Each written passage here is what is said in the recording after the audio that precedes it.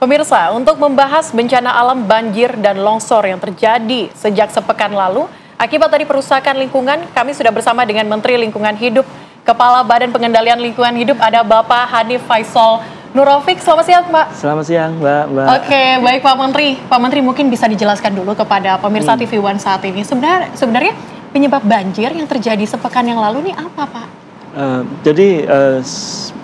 Menteri Ilham tentu, Kementerian Ilham tentu setiap terjadi bencana banjir atau bencana apapun, kita akan lihat dari kapasitas dan kemampuan landscape-nya.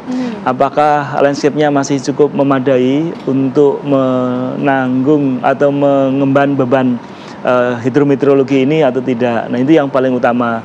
Sehingga dengan melakukan pencermatan ini, kita bisa mensimulasikan kira-kira penyebab banjirnya seperti apa. Nah, kalau sudah seperti itu, maka segera ditentukan strategi, langkah-langkah penanganan dan evaluasi lebih lanjut. Tentu yang sudah terjadi, kementerian yang lain akan menangani, Badan Nasional Penanggulangan Bencana dan beberapa kementerian lain, ya tidak terkecuali juga kemarin Pak Presiden kan langsung melakukan peninjauan. Kami dari sisi lingkungan tentu harus mengevaluasi seberapa mampu sih sebenarnya landscape kita ataupun ekosistem kita menanggung bencana hidrometeorologi yang tentu akan berlangsung tidak hanya hari ini, akan berkali-kali. Nah, itu yang kemudian kita tentukan langkah-langkah evaluasi dan tindak lanjutnya. Pak, ini mungkin untuk evaluasi sendiri, terutama kan yang paling terdampak ya di Jakarta dan juga Bekasi. Ini yang rasanya viral gitu di media sosial, ini seperti apa, Pak? Bicara Jakarta dan Bekasi ini, kita berbicara kepada sistem daerah aliran sungai yang berbeda. Jadi kalau yang terjadi di Jakarta kemarin, kita dipengaruhi oleh sistem daerah aliran sungai Ciliwung.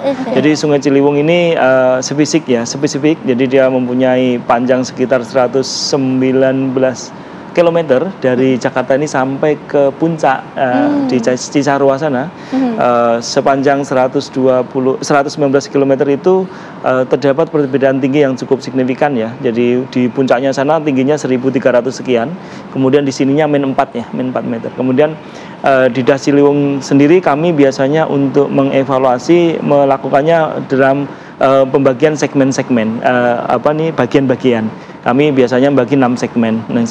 Nah, kemudian Das Ciliwung ini yang seluas 38.500 hektar, maka segmen satunya itu seluas 15.000 hektar. Jadi Ciliwung ini dasnya seperti corong gede, kemudian mengecil, menyempit sampai ke Jakarta. Sehingga kita bisa bayangkan kalau airnya yang ditangkap dengan corongnya pasti besar, kemudian melewati jalan yang tidak terlalu besar, tentu akan menimbulkan daya rusak yang tinggi. Ini yang terjadi di Ciliwung. Jadi Ciliwung, daerah das segmen satunya itu atau segmen hulunya seluas 15.000 hektar, maka daerah itu yang kemudian kita evaluasi. Nah, kemudian berbeda dengan banjir Bekasi. Banjir Bekasi dan Kota Bekasi dan Kabupaten Bekasi itu diemban oleh sistem daerah aliran sungai Bekasi. Sungai Bekasi dan sebagian besar ya, Sungai Bekasi hampir meliputi 145.000 hektar yang mempengaruhi banjir di Bekasi dan Kota Bekasi. Kemudian sebagian lagi adalah daerah aliran sungai Citarum seluas 35.000 hektar. Kemudian ada 4 das lagi yang kecil-kecil kayak Cakung, Sunter, kemudian Buaran. Jadi ini kecil-kecil, tapi yang gede adalah Das Bekasi. Das Bekasi ini luasnya 145.000 hektar.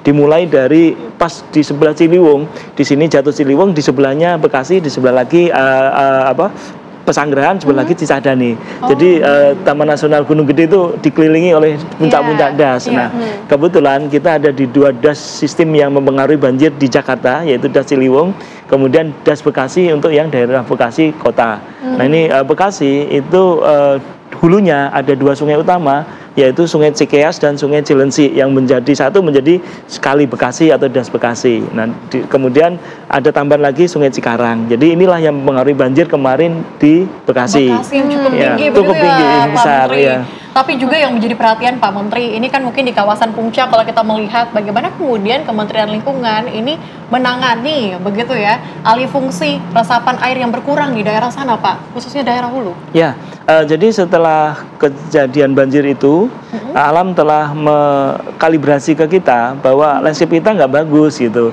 dibuktikan dengan banjir. Bahkan di Kabupaten Bogor ada di Desa Citeko ada 1 korban jiwa yang larut ya. Kemudian bencana banjir sudah kita rasakan, memulihkannya mahal.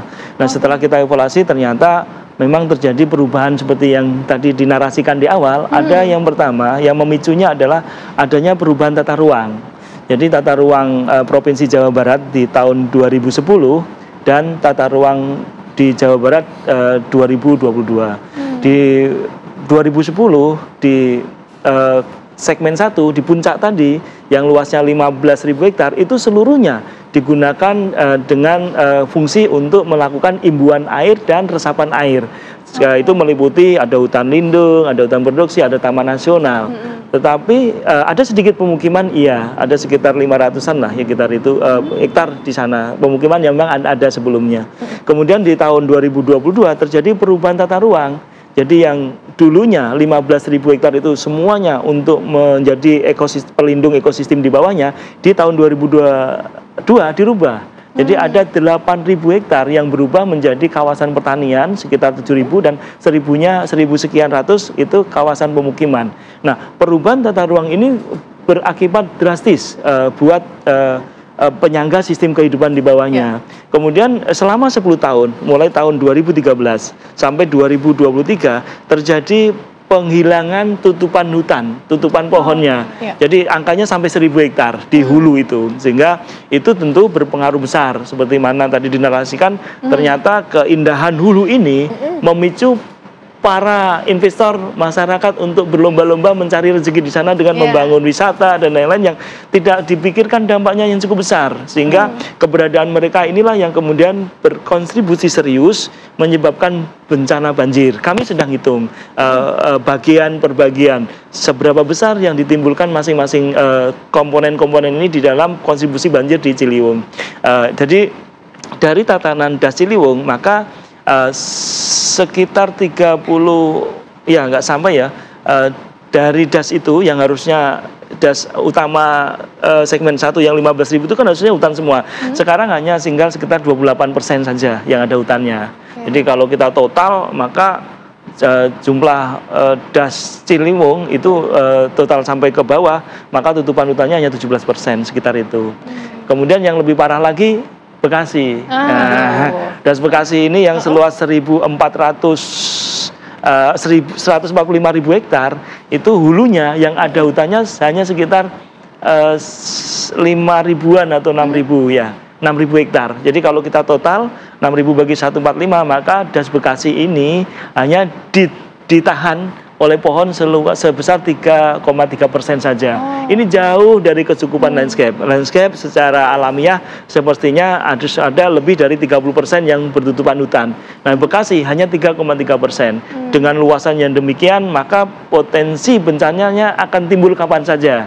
Pada saat terjadi banjir seperti ini. Hari ini memang data di tanggal 2 kemarin curah hujannya cukup ekstrim. Ekstrim itu 126 mm pada hari itu. Jadi untuk dua landscape tadi. Jadi sehingga dengan posisi curah hujan yang ekstrim, yang kemudian sebelumnya juga sudah ada curah hujan yang cukup mulai tanggal 28, tanggal 1 Maret sampai tanggal 2 Maret di puncaknya, maka pasti sudah banjir. Karena tidak ada yang nahan air. Nah, ini untuk langkah-langkah ke depannya seperti apa? Tapi jangan dulu dijawab ya Pak, karena usai jeda pemirsa Apa Kabar Indonesia yang akan kembali dengan informasi mengenai hal tersebut. Tetaplah bersama kami, tetap lagi untuk Anda.